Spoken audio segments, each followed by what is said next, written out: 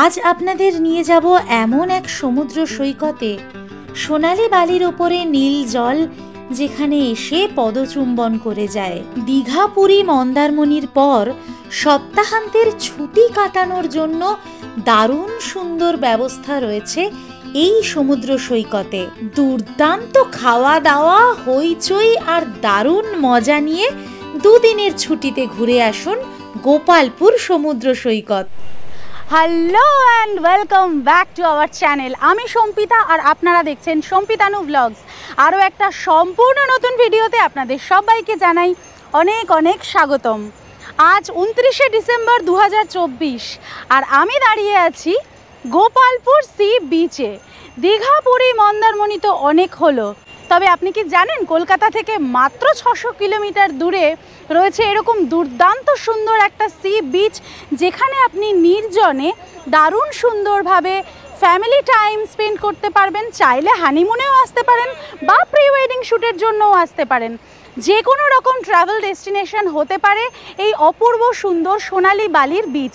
আমাদের আজকের ভিডিওতে থাকবে কিভাবে আপনি খুব সহজে কলকাতা থেকে চলে আসবেন গোপালপুর সি বিচে। এখানে থাকার জন্য বিচের পাশের সবথেকে ভালো রিসর্টের সন্ধান, কোথায় খাওয়া দাওয়া করবেন, কিভাবে ঘুরবেন, এই সব কিছু মিলিয়ে এক রাত দুদিনের দুর্দান্ত একটা ট্রিপ প্ল্যান। তাই ভিডিওটা শেষ পর্যন্ত দেখতে থাকুন। আর আমাদের চ্যানেলে যদি নতুন হন, এখনই চ্যানেলটা সাবস্ক্রাইব করে না থাকেন, তাহলে এক্ষুনি সাবস্ক্রাইব করে বেল আইকনটা ক্লিক করে দেবেন। প্রতি শনিবার ঠিক বিকেল 4:30 আমাদের একটি করে নতুন ভিডিও আসে। তাহলে চলুন আর দেরি না করে শুরু করে ফেলা যাক আজ গোপালপুর ভ্রমণের গল্প।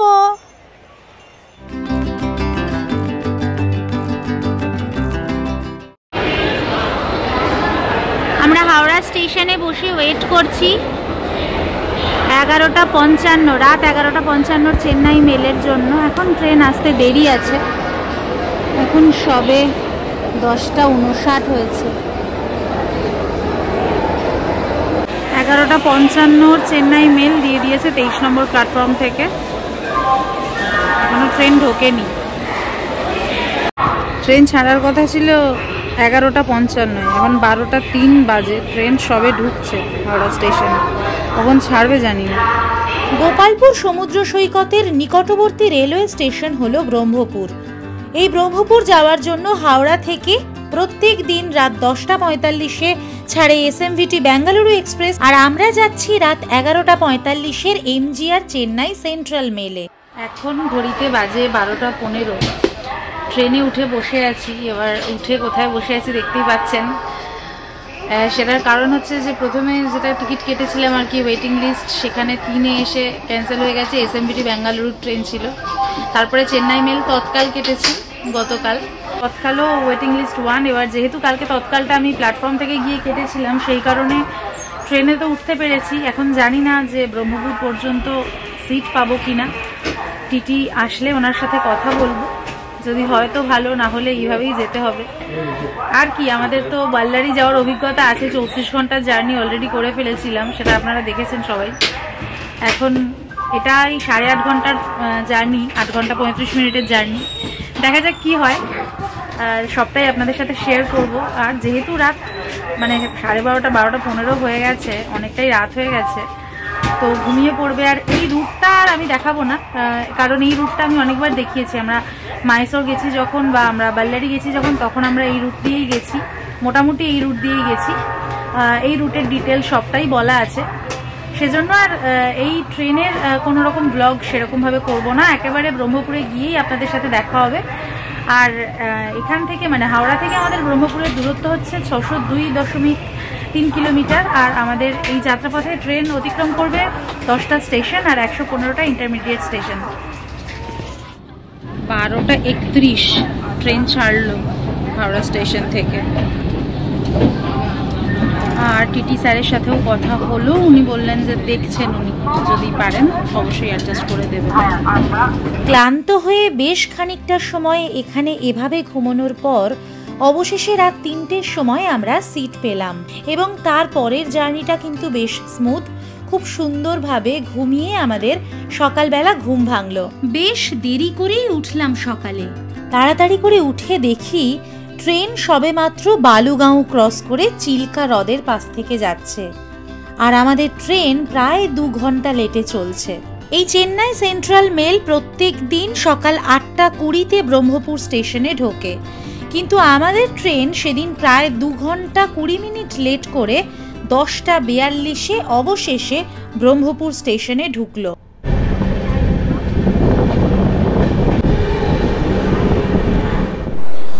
ঘড়িতে বাজে 10:42 আর আমরা এসে পৌঁছলাম ব্রহ্মপুর স্টেশনে। মানে এখানে আসার কথা ছিল সকাল 8:30 আর এই 10:42 সময় আমরা নামলাম এখানে। Stoppage time 5 minute. জার্নি মোটামুটি ছিল, আমি বলবো না যে খুব ভালো ছিল। রাত 3টের সময় আমরা সিট পেয়েছিলাম, তাই অসুবিধা হয়নি। ট্রেনটা মোটামুটি এসেছে। এখান থেকে আমাদের গোপালপুর বিচের দূরত্ব 15 কিলোমিটার। স্টেশনের বাইরে বেরিয়ে আমরা এখান থেকে অটো নিয়ে নেব। আর এই ট্রেনটা দিয়েছে, মানে আমাদের চেন্নাই মেল দিয়েছে এখানে 2 নম্বর প্ল্যাটফর্মে। 2 নম্বর প্ল্যাটফর্ম থেকে ফুট ওভারব্রিজ ধরে 1 নম্বর প্ল্যাটফর্মের দিকে যাচ্ছি। এবার এই 1 নম্বর প্ল্যাটফর্ম থেকে বাইরে বেরিয়ে তবেই আমরা 4 হুইলার বা অটো যেটাই হোক আমরা পাবো। আমার পিছনে রয়েছে ব্রহ্মপুর স্টেশন। 1 নম্বর প্ল্যাটফর্ম থেকে আমরা বেরিয়ে আসলাম এবং বেরিয়ে আসার পরে এইদিকে রয়েছে বিশাল বড় অটো স্ট্যান্ড। এখান থেকে আপনারা গোপালপুর যাবার জন্য ইজিলি অটো পেয়ে যাবেন, আলাদা করে আগে থেকে বুক করে আসার কোনো দরকার নেই। এবং এখান থেকে গোপালপুর যাওয়ার জন্য অটো ভাড়া হচ্ছে 400 টাকা। এবং সবচেয়ে যেটা ভালো লাগছে, এটা ওনাদের ফিক্সড রেট, কোনো দরাদরি করার ব্যাপার নেই। এবং এখান থেকে এই যে 4 হুইলারগুলো দেখছেন, এগুলোতে করে আপনারা দারিংবাড়িও যেতে পারবেন। এখান থেকে দারিংবাড়ি যেতে ওই 3 ঘন্টা 3.5 ঘন্টা মতন সময় লাগবে। তো এই ব্রহ্মপুর স্টেশন থেকে কিন্তু দারিংবাড়িও যাওয়া যায়। আমরা প্রথমে ঠিক করেছিলাম যে দারিংবাড়ি যাব, কিন্তু সময়ের অভাবে আমরা এখন গোপালপুরটাই আপনাদেরকে দেখাচ্ছি। পরবর্তীকালে হয়তো নিশ্চয়ই দারিংবাড়িও আপনাদেরকে দেখাবো। চলুন, আমরা অটো ঠিক করে ফেলেছি, অটোতে লাগেজও রেখে দিয়েছি। এবার অটোতে করে গোপালপুরের উদ্দেশ্যে রওনা দেওয়া যাক।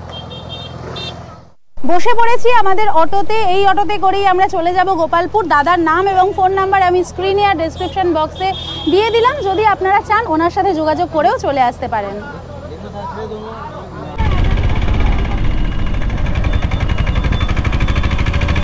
পুরো 11টার সময় আমরা ব্রহ্মপুর স্টেশন থেকে বেরিয়েছি।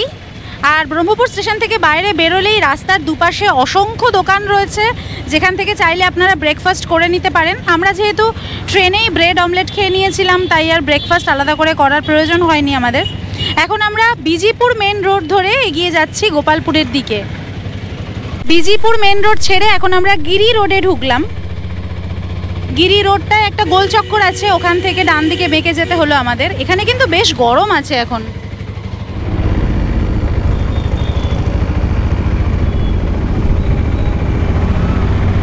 আমাদের মোটামুটি আর ওই 1.5 কিলোমিটার মতন রাস্তা বাকি আছে। পুরো রাস্তাটাই কিন্তু বেশ ভালো কন্ডিশন, কোনো অসুবিধা নেই। আর সামনে মানে যে রাস্তা ধরে আমরা এলাম, ওদিকে রাস্তাটা বেঁকে গেছে দারিংবাড়ির দিকে। আর এখন আমরা সোজা গোপালপুর বিচের দিকে যাচ্ছি। এখান থেকেই কিন্তু রাস্তার দুপাশে অনেক রিসর্ট ছোট ছোট দেখতে পাচ্ছি, তবে এতটা দূরে না থাকাই ভালো। আমরা একদম বিচের কাছাকাছি থাকবো, খুব ভালো একটা রিসর্টে থাকবো, বাজেট ফ্রেন্ডলি। অপেক্ষা করুন, আপনাদেরকে দেখাবো। ঠিক 11:30টার সময় আমরা পৌঁছে গেছি আমাদের আজকের ডেস্টিনেশন গোপালপুর রিসর্টে। গোপালপুর রিসর্ট কিন্তু এখানে একদম নতুন একটা রিসর্ট, একদম বিচ থেকে 150 মিটারের মধ্যে অবস্থিত। এই সুন্দর রিসর্টটাতে আমাদের আসতে আধ ঘন্টা মতোই সময় লাগলো। তবে যেটা বলছিলাম, আজকে এখানে কিন্তু বেশ ভালো টেম্পারেচার রয়েছে। এখন 28-29 ডিগ্রি চলছে, মানে বুঝতে পারছেন ডিসেম্বর মাসের 29 তারিখে 28-29 ডিগ্রি টেম্পারেচার, মানে একটুও ঠান্ডা মালুম হচ্ছে না। এই জ্যাকেট পরে আমার রীতিমতো গরম হচ্ছে। এনাদের চেক ইন টাইম হচ্ছে দুপুর 1টা এবং চেক আউট টাইম হচ্ছে বেলা 11টা। তো আমরা যেহেতু 11:30টার সময় এখানে এসেছি, এখন চেক আউট হয়ে গেছে, ওনারা ক্লিন করছেন ঘরদোরগুলো, সেই জন্য আমাদের একটু সময় লাগছে। তা আমি ভাবছি যে যদি সত্যি মানে একদম ঠিকঠাক টাইমে ট্রেনটা আসতো, সেক্ষেত্রে একটু আমাদেরকে হয়তো ওয়েট করতে হতো। তবে অসুবিধা নেই, বিচে গিয়ে ওয়েট করতেই পারতাম বা খাওয়া দাওয়া করতে পারতাম। যাই হোক, এবার রুমে যাব, গিয়ে রুমটা আমরাও দেখবো আর আপনাদেরকেও দেখাবো।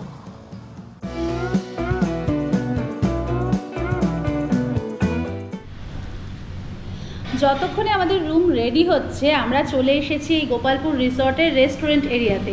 বাইরে থেকে দেখে সত্যি এক্সপেক্ট করিনি যে এর ভেতরে এত সুন্দর একটা রেস্টুরেন্ট এরিয়া রয়েছে। এখানে এখন নিয়ে নিয়েছি 1 কাপ কফি। এখানে কিন্তু লাঞ্চ ডিনার সব কিছুর দারুণ সুন্দর মেনু রয়েছে। ইচ্ছা আছে এখানে আমাদের একটা মিল নেওয়ার, সেটা রিভিউ আপনাদেরকে দেব। আর ততক্ষণ আপনারা দেখে নিন এই রিসর্টের ভিতরের অংশটা। এই রেস্টুরেন্ট এরিয়াতে বসে খেতে খেতেই কিন্তু আপনারা বাইরে সুন্দর একটা পুল ভিউ এবং এরকম একটা গার্ডেন ভিউ পাবেন। ওয়েল মেনটেন্ড এই রিসর্টটিকে প্রথম দর্শনেই আমার কিন্তু বেশ ভালো লেগে গেছিল। Welcome to our room 302 deluxe রুমে আপনাদেরকে স্বাগত জানাই। এইটা হচ্ছে পুরো রুমের চিত্র। আমার খুব পছন্দ হয়েছে। সবথেকে বড় কথা, রুমটা ভীষণ পরিষ্কার পরিচ্ছন্ন। অনেক বড় আমি বলবো না, তবে মোর দ্যান এনাফ একজন অথবা দুজনের জন্য। এনাদের যা রুম আছে সবই ডাবল শেয়ারিংয়ে। রুমটা আপনাদেরকে দেখিয়ে দিই। এদিকে দেখুন, সুন্দর একদম দেয়ালের সাথে এরকম একটা ডেস্ক করে দেওয়া রয়েছে। এখানে কিন্তু ইলেকট্রিক কেটল, দুটো কমপ্লিমেন্টারি জল, চায়ের সমস্ত জিনিসপত্র দেওয়া আছে, টিভি আছে। বেডটা এরকম অনায়াসে 3 জন শুতে পারবেন। বাচ্চা নিয়ে যদি আপনারা আসেন সেক্ষেত্রে কোনো অসুবিধা হবে না। বেডের দুপাশেই দুটো সাইড টেবিল টাইপের রয়েছে। এখানে একটা ছোট্ট ওয়ার্ড্রপ দেওয়া রয়েছে। এই যে ছোট্ট একটা ওয়ার্ড্রপ রয়েছে, এই যে পরিষ্কার পরিচ্ছন্ন। ওয়ার্ড্রপের মধ্যে আমি জ্যাকেটটা খুলে রেখে দিয়েছি। হ্যাঙ্গার রয়েছে, দুটো খুব সুন্দর চেয়ার রয়েছে এখানে বসবার জন্য। আর রুমের এই সাইডটা, মানে এই যে টেবিলটা দেখালাম, এইখানে সুন্দর সাজার জন্য একটা আয়না দেওয়া রয়েছে। আলাদা করে ড্রেসিং টেবিল দেওয়া হয়নি, এটা বেশ ভালো। ঘরের জায়গাটা অনেকটা বেঁচে গেছে। এই দিকটাতে একটা জানলা রয়েছে, এখানে ঘষা কাঁচ রয়েছে। এখানে জানলাটা খুললে এরকম জাল দেওয়া রয়েছে। এখান থেকে বিশাল কোনো ভিউ নেই, তবে এখানে একটা বেশ বড়সড় বেসিন রয়েছে, সেখানে একটা সাবান এবং এখানে একটা শ্যাম্পু। এবার দেখব মোস্ট ইম্পর্ট্যান্ট জিনিস, যেটা বাথরুম। বাহ, বেশ বড়সড়, বেশ সুন্দর। এই হলো বাথরুম। গিজার রয়েছে, কুমোড রয়েছে, শাওয়ার রয়েছে, হ্যান্ড শাওয়ার রয়েছে।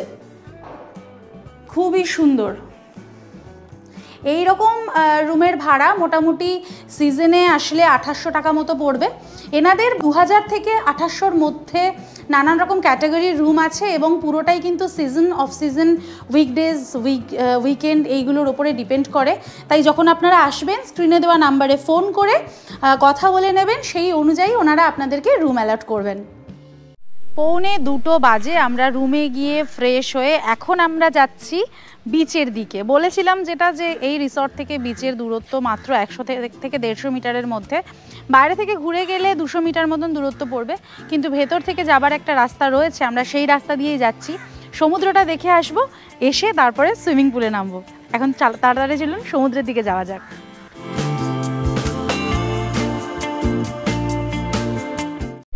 এই যে রাস্তা থেকে আমরা চলে এলাম, আমি যেটা বলছিলাম 100 মিটার না, 100 মিটার নয়, 50 মিটার হবে। জাস্ট এই রাস্তা থেকে এসেই আমরা চলে এসেছি বিচ সাইডে, যে সুন্দর একটা পার্ক করে দেওয়া রয়েছে গোপালপুরের, সেই পার্কে। এবং আমার সামনে এই হলো গোপালপুর সি বিচের ফার্স্ট লুক। ভীষণ সুন্দর জমজমাট একটা বিচ, তবে দীঘা, পুরী, মন্দারমণির থেকে অনেকটাই ফাঁকা। আজকে কিন্তু রবিবার, ভালোই মানুষজন রয়েছেন, স্নান করছেন, মজা করছেন। বিচে অনেক দোকানপাট দেখতে পাচ্ছি। সোনালি বালির এই বিচ আর সামনে সবুজ জলের বঙ্গোপসাগর, অসাধারণ সুন্দর একটা ট্রাভেল ডেস্টিনেশন হতে পারে ভ্রমণ প্রিয় বাঙালিদের জন্য। দেখুন, এই হলো বিচ সাইড যে পার্ক করে দেওয়া রয়েছে, তার পাশের এরিয়া, মানে এই রাস্তা আর ঠিক তার পাশে এইটা হলো পার্ক এরিয়া। অনেকটা এলাকা নিয়ে কিন্তু এই পার্ক এরিয়াটা রয়েছে। এখানে বিকেলবেলা, সন্ধেবেলা, রাত্রে দারুণভাবে বসে আপনি সময় কাটাতে পারবেন। এখন তো বেশ রোদ রয়েছে, তবুও দেখতে পাচ্ছেন কত মানুষজন রয়েছেন এখানে। কিন্তু বিচে নামার আগে দেখে নিন এই প্রয়োজনীয় সেফটি ইনস্ট্রাকশনের বোর্ডটি।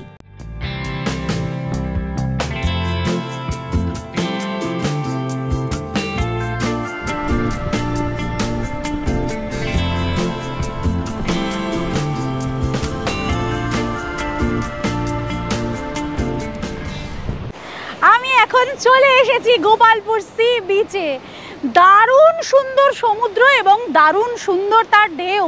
সত্যি আমি ভাবতে পারিনি যে গোপালপুর সি বিচ এত সুন্দর, আর এখানে জল এত সুন্দর, স্বচ্ছ পরিষ্কার জল, এবং এখানে কিন্তু দারুণভাবে স্নান করা যাবে। বড় বড় ঢেউ আছে, যারা সমুদ্রে স্নান করতে পছন্দ করেন তারা কিন্তু দুর্দান্তভাবে এখানে স্নান করতে পারবেন, যেটা আপনি অন্য কোনো বিচে খুব একটা পারবেন না। মানে দীঘা, পুরীতে ঠিক যেরকম বড় বড় ঢেউ থাকে, সেই রকমই ঢেউ কিন্তু এখানেও রয়েছে। আরও একটা জিনিস হচ্ছে, এইখানে কিন্তু নানান রকমের ওয়াটার স্পোর্টস রয়েছে। আমার সামনে যেমন একটি বড় ওয়াটার স্পোর্টসের জায়গা আপনারা দেখতে পাবেন, সেইখানে যদি আপনারা 10 মিনিটের জন্য ওইটাতে করে সমুদ্রের মধ্যে যান, আপনাদের ভাড়া পড়বে 100 টাকা। এছাড়া স্পিড বোট রয়েছে, নানান রকমের ওয়াটার অ্যাক্টিভিটিস রয়েছে, একদম মানে ফুল এন্টারটেনমেন্ট যাকে বলে, সব রকম ব্যবস্থা কিন্তু এই গোপালপুর সি বিচে বর্তমানে রয়েছে। আমি ছোটোবেলা থেকেই এই গোপালপুর সি বিচের কথা শুনে এসেছি, তবে সত্যি কথা বলতে আমি এক্সপেক্ট করিনি যে এটা এত সুন্দর হবে। একদম বিস্তীর্ণ এলাকা জুড়ে সুন্দর বিচ, দারুণ ঢেউ, পরিষ্কার জল এবং সমস্ত রকম দোকানপাট, এন্টারটেনমেন্টের ব্যবস্থা। তো আর কি চাই একটা বিচে? তো বিচ লাইফ কাটানোর জন্য, একদিনের উইকেন্ড বা 2 দিনের উইকেন্ড ছোট্ট ছুটি কাটানোর জন্য আমার মনে হয় পারফেক্ট ডেস্টিনেশন হতে পারে এই গোপালপুর সি বিচ।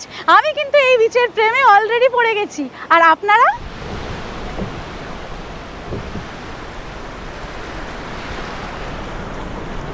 এই বিচ থেকে পিছন দিকে দেখতে পাচ্ছেন গোপালপুরের যে বিখ্যাত লাইট হাউস, সেই লাইট হাউসেও আমরা যাব এবং এখানে যে সাইট সিনগুলো আছে সেগুলো কিন্তু সবই আমরা দেখাতে থাকবো।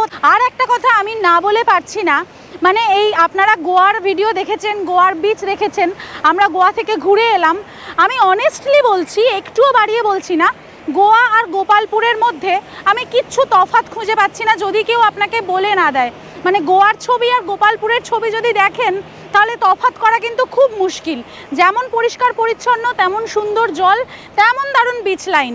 আমরাও গোপালপুর আসার আগে অনেক ভিডিও দেখেছি, কিন্তু সত্যি সেগুলো দেখেও বুঝতে পারিনি বা ভাবতে পারিনি যে এই গোপালপুর বিচ এত সুন্দর। এটা কিন্তু সত্যি কথা বলতে উড়িষ্যার একটা মানে হিডেন জেম বলা যেতে পারে। এখন যদিও হিডেন নয়, তবুও আমি বলবো দীঘা, পুরী, মন্দারমণির থেকে তো অনেকই কম ভিড় আছে। দারুণ লাগছে, দারুণ এনজয় করছি, বিচ ভাইবটা অসাধারণ।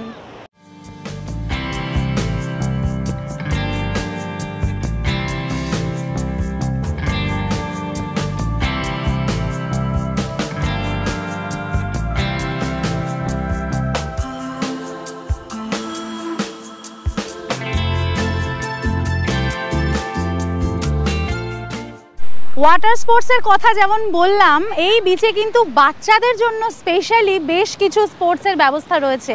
তাই আপনাদের সাথে যদি বাচ্চা কেউ থাকে, সে কিন্তু দারুণ এনজয় করবে, ঠিক যেমনটা এনজয় করছে আমার পিছনের কচিকাচার দল।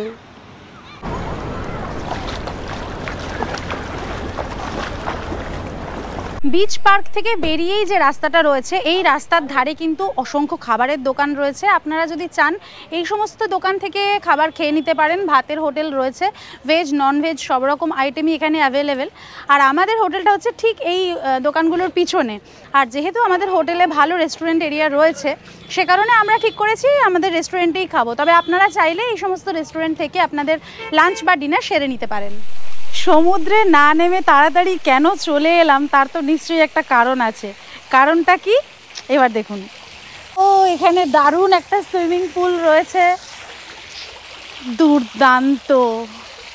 এইখানে এই পুল এরিয়াটা রয়েছে, এখানে আপনি এনজয় করতে পারেন বসে, দারুণ ব্যাপার। এখানে দেখতেই পাচ্ছেন, আর পাশে একটা বড় পুল সাইড রয়েছে, ওখানেও আমরা নামবো।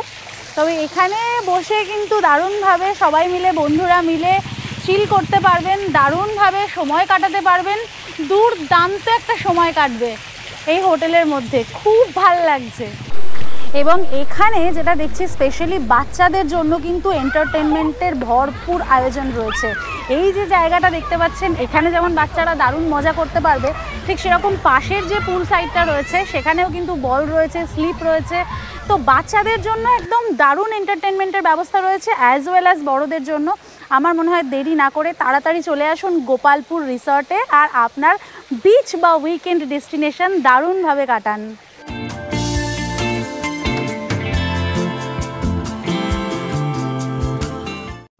নেমে পড়েছি আসল সুইমিং পুলে। এখানে জলটা যা দারুণ ঠান্ডা, বাইরের রোদ থেকে ঘুরে এসে এখানে নেমে পুরো শান্তি হয়ে গেল, দুর্দান্ত লাগছে। আপনারা কিন্তু এই পুলটাতে অবশ্যই নামবেন যদি এখানে আসেন। হ্যাঁ, আমার মতো সাঁতার না জানা লোকজন যারা, সমুদ্রের ঢেউয়ে গিয়ে রিস্ক নিয়ে লাভ নেই, এখানেই দারুণ মজা করা যাবে। আর এই সুইমিং পুলে নামার জন্য কোনো রকম এক্সট্রা চার্জ দিতে হয় না, এই ব্যাপারটাও কিন্তু আমার বেশ ভালো লেগেছে। আমরা চলে এসেছি ফ্রেশ হয়ে রেস্টুরেন্ট এরিয়াতে আমাদের আজকের লাঞ্চ সারবার জন্য। যেটা বলছিলাম যে এখানে কফি খেতে খেতেই বুঝে গেছিলাম যে এই রেস্টুরেন্টটা ভীষণ ভালো এবং প্রচুর মানুষ আসছেন এখানে খেতে, সেজন্য আমরাও আর বাইরে গেলাম না, এখানেই আজকে লাঞ্চটা সারবো সেরকম ডিসিশন নিলাম, সিদ্ধান্ত নিলাম। তো এখন চেখে দেখার পালা। আমি একটা গ্রিন পিস পোলাও নিয়েছি, তার সাথে নিয়েছি মটন কষা। পিস পোলাওটা খুব সুন্দর, একদম বেশি তেল নেই, দেখে খুব ভালো লাগছে, খেয়ে বলছি কেমন। আর এটা হচ্ছে মটন কষা। পিস পোলাওটার দাম হচ্ছে 99 টাকা, আর চিকেন কষা, মটন কষা বলেছি ভুল, চিকেন কষাটার দাম হচ্ছে 179, 179। আর পাঁপড় আর একটা গ্রিন স্যালাড, এটা ওনারা কমপ্লিমেন্টারি হিসেবে দিয়েছেন। এবার খেয়ে দেখি, হাত দিয়েই খাই। একদম গরম, মানে ওনাদেরকে অর্ডার দিলে টাটকা বানিয়েই ওনারা দেন, আগে থেকে বানানো থাকে না, সেজন্য একটু সময় লাগে।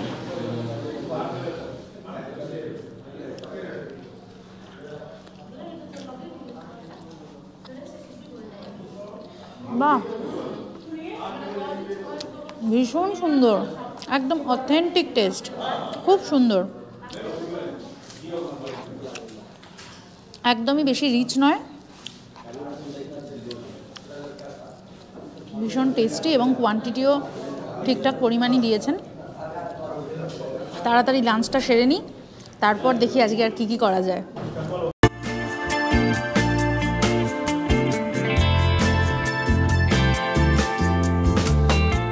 এরপর আবার আমরা নিয়েছিলাম চিকেন বিরিয়ানি। এত খিদে পেয়েছিল আর সাথে এমন সুস্বাদু খাবার পেয়ে আর লোভ সামলানো গেল না। কলকাতার মতো না হলেও বিরিয়ানিটিও কিন্তু ছিল বেশ ভালো। খেয়ে দিয়ে উঠে বেরোতে আমাদের 5:30 বেজেছে, আর 5:30টার সময় এই গোপালপুর বিচে এসে যে বিচ ভাইব সেটা শুধু আপনাদের একবার দেখিয়ে দেবো। এরপর আমরা যাব লাইট হাউসের দিকে, এখান থেকে 2 মিনিট পায়ে হেঁটেই লাইট হাউসে যাওয়া যাবে। ওর মাথা থেকে দেখছি চারিদিকটা দারুণ দেখা যাচ্ছে এবং অনেকে উঠেওছেন। এখন গিয়ে দেখি যে ওখানে লাইট হাউসের ওপরে উঠতে পারি কিনা, তার আগে আপনারা পুরো বিচ ভাইবটা একবার দেখে নিন।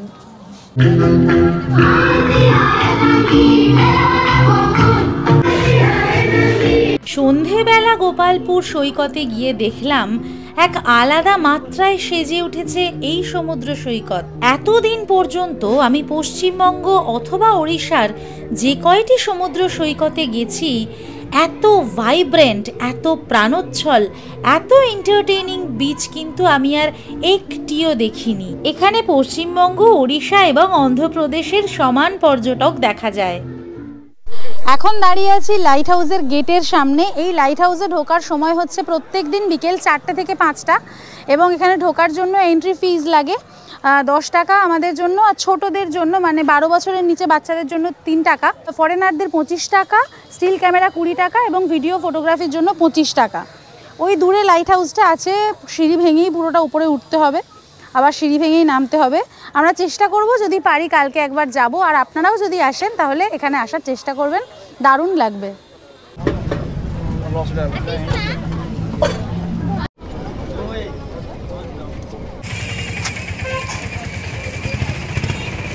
কাঁকড়া কত করে কাকু? আর এটা কি মাছ? এইটা কত করে? 100 টাকার হাফ প্লেট। আর এই বড় মাছটা কি মাছ? কি এটার দাম কত? 200 টাকা করে পিস। সন্ধেবেলা আমরা গোপালপুর বিচে ঘুরে বেড়াচ্ছি, আর এই সন্ধেবেলা এখানে এত রকমের খাবারের ভ্যারাইটি রয়েছে, জমজমাট খাওয়া দাওয়া করার জন্য একদম আদর্শ জায়গা হলো এই গোপালপুর বিচ। আর এই সে দোকানগুলো দেখতে পাচ্ছেন মাছ ভাজার, পরপর এরকম বেশ কয়েকটা দোকান রয়েছে। আর এইখানে দেখুন বাচ্চাদের গাড়ির ব্যবস্থা রয়েছে, পরপর এইখানে বাইক, 4 চাকা সব রকমই রয়েছে চড়ার জন্য। ये प्राइस कितने का है भैया? 50 रुपये, 50 रुपीज़। कितना टाइम? 100 मीटर जाएगा आएगा, ठीक है। এতদিনে একটা বিচ পেয়েছি যেখানে খাওয়া দাওয়ার কোনো অভাব নেই, আর সব রকম স্টেটের খাবার মোটামুটি এখানে অ্যাভেলেবেল রয়েছে। চাইনিজ মোমো সব তো দেখলেন, এখন দেখুন মুম্বাইয়ের পাওভাজিও এখানে কিন্তু একদম সদর্পে বিদ্যমান। বিচ লাইন ধরে হাঁটতে হাঁটতেই আমরা চলে এলাম গোপালপুর সি বিচের পাশেই বিজু অ্যাডভেঞ্চার পার্কে। এই বিজু অ্যাডভেঞ্চার পার্কের মধ্যে দেখুন কি কি অ্যাক্টিভিটিস রয়েছে।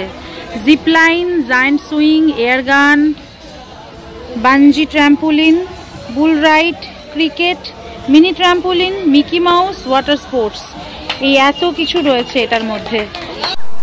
এই অ্যাডভেঞ্চার পার্কের মধ্যে যেমন নানান রকমের অ্যাক্টিভিটিস রয়েছে, সময় কাটাবার জন্য দারুণ সুন্দর বসবার জায়গা রয়েছে এবং অবশ্যই বাচ্চাদের এনজয়মেন্টের প্রচুর ব্যবস্থা রয়েছে।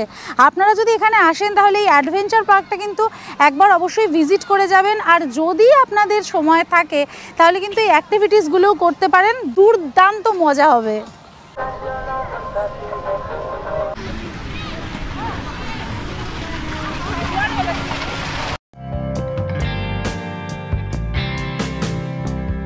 एक्चुअली 4K एक्टिविटी है और यूनिक आइटम है। अच्छा, सब पहली बार देख रहे हैं ना आप, कैसे लगते देखने से आपको?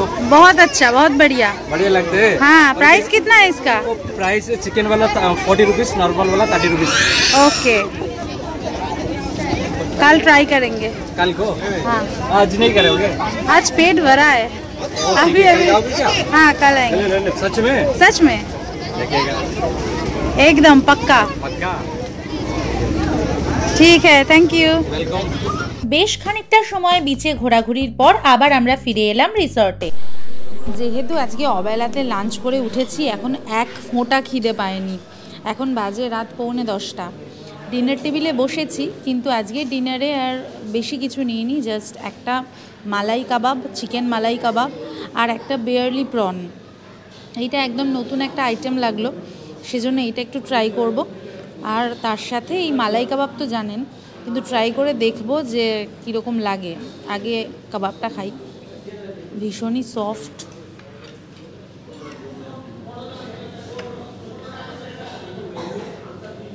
এরকম একটা চাটনি দিয়েছে ধনে পাতার।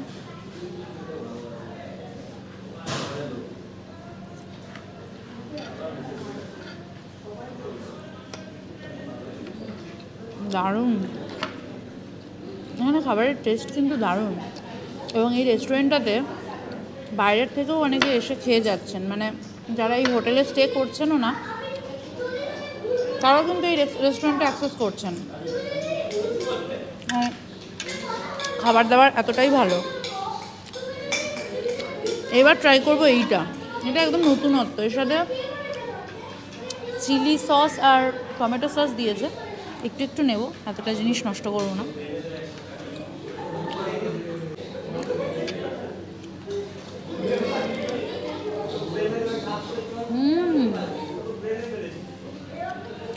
এইটা দারুণ খেতে, একদম সেই KFC যে চিকেনগুলো হয় না ওই ধরনের। দেখুন এই যে এইরকম দারুণ সুন্দর। আর চিংড়ি মাছটা একদম টাটকা, খুবই ভালো লাগছে। শেষে নিয়ে নিয়েছিলাম এনাদের স্পেশাল ডেজার্ট আইটেম, এই চকলেট মুজটি। এটা ট্রাই করতে কিন্তু একদম ভুলবেন না। যাই হোক, এই দিয়ে মোটামুটি আজকে ডিনার সেরে গিয়ে ঘুমিয়ে পড়বো। আপনাদের সাথে আবার দেখা হচ্ছে কাল সকালবেলা। ততক্ষণ গুড নাইট। আমাদের আজকের ভিডিওটি যদি ভালো লেগে থাকে তাহলে অবশ্যই একটা লাইক করে দেবেন, কমেন্টের মাধ্যমে আপনাদের মূল্যবান মতামত আমাদেরকে জানাবেন, শেয়ার করে নেবেন সকলের সাথে, আর অবশ্যই অবশ্যই অবশ্যই সাবস্ক্রাইব করতে ভুলবেন না সম্পিতানু ব্লগস অন ইউটিউব। প্রতি শনিবার ঠিক বিকেল 4:30 আমাদের একটি করে নতুন ভিডিও আসে, তাই আমাদের সাথে থাকুন, আমাদের পাশে থাকুন। দেখা হচ্ছে আপনাদের সাথে খুব তাড়াতাড়ি। Till then take care and bye by.